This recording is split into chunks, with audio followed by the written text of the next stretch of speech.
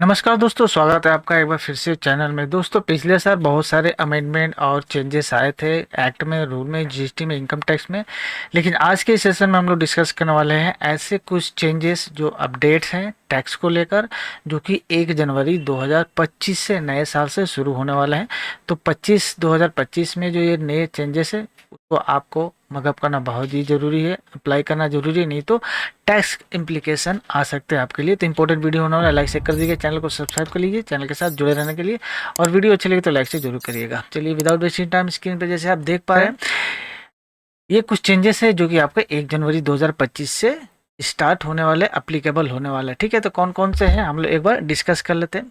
TCS के बारे में, ये टैक्स कलेक्टेड एट सोर्स जो होता है वो अब क्या है, आपका वैल्यूएशन जो है 10 लाख से ज़्यादा है, कॉस्टिंग लग्जरी गुड्स खरीदते हैं अगर वैल्यूएशन 10 लाख से ज़्यादा है तो आपका जो है उस पर 1% का टीसीएस कटेगा। ठीक है, ये अब लग्जरी आइटम के ऊपर ही अप्लीकेबल होगा। ये अप्लीकेबल हो जाएगा आपका जनवरी 2025 से। ठीक है, दूसरा इंपॉर्टेंट जो अपडेट है वो है TCS credit for third party payment. ये भी एक इंपॉर्टेंट अपडेट आ गया। अब थर्ड पार्टी पेमेंट के लिए जो टीसीएस का क्रेडिट है वो अप्लीकेबल हो गया है, वो अवेलेबल हो गया है टैक्स पेयर के लिए।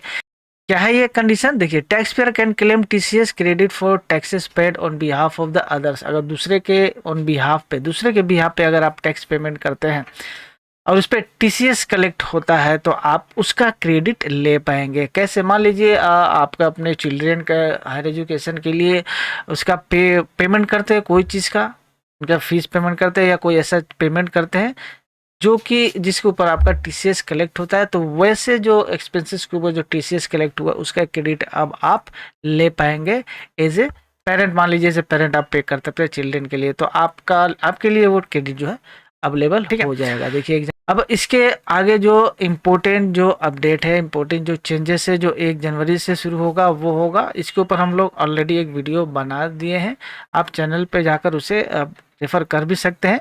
एमएफए के लोग का, यानी मल्टी फंक्शनल ऑथेंटिकेशन। जीएसटी में अब क्या है, अगर अब 20 करोड़ से ज़्यादा का टर्नओवर अगर हो गया आपका, मल्टी फंक्शनल ऑथेंटिकेशन यानी कि 2 फैक्टर ऑथेंटिकेशन जिसे आप जानते हैं वो अब अप्लीकेबल हो जाएगा, कंपलसरी कर दिया जाएगा। ई वे बिल के लिए अगर आप ई इनवॉइसिंग के लिए लॉगिन करने जाते हैं पोर्टल पे, तो मल्टी फंक्शनल ऑथेंटिकेशन या 2 फैक्टर ऑथेंटिकेशन अब कंपलसरी कर दिया जाएगा। इस पर डेडिकेटेड वीडियो भी चैनल पे पड़ा हुआ है। ठीक है, और अगला जो 2 इम्पोर्टेंट जो अपडेट है जो कि जनवरी 25 से शुरू होने वाला है, दोनों ही ई वे बिल से रिलेटेड है, इंपॉर्टेंट है।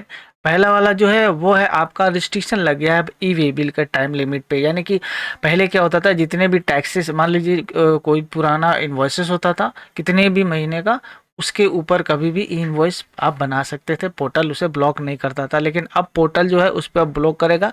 180 डेज से ज़्यादा का कोई भी इनवॉइस होगा वो आपका ब्लॉक हो जाएगा। लेकिन ई वे बिल जो है 180 डेज से ज़्यादा का अगर इन्वॉइस है तो आप उसका ई वे बिल नहीं बना पाएंगे। ठीक है, विद इन 6 मंथ यानी विद इन 180 डेज आपको किसी भी इन्वॉइस का आपका वो ई वे बिल जनरेट कर लेना होगा। ये कैपिंग लगा दिए गए रिस्ट्रिक्शन पोर्टल पे आ जाएगा जनवरी 2025 से। ठीक है, और दूसरा है ई वे बिल से ही लेकर है वो वैलिडिटी एक्सटेंशन को लेकर है। लेकिन अब क्या कहने का मतलब, वैलिडिटी एक्सटेंशन अभी क्या है 360 days from original generation date से 360 दिन का ही एक्सटेंशन अब हो पाएगा। तो ये ई वे बिल में 2 मेजर अपडेट है जो जनवरी 2025 से इम्प्लीमेंट होने वाले हैं, लागू होने वाले हैं। तो ये कुछ इंपॉर्टेंट अपडेट्स हैं जो कि आपके जनवरी 25 से लागू होने वाले हैं।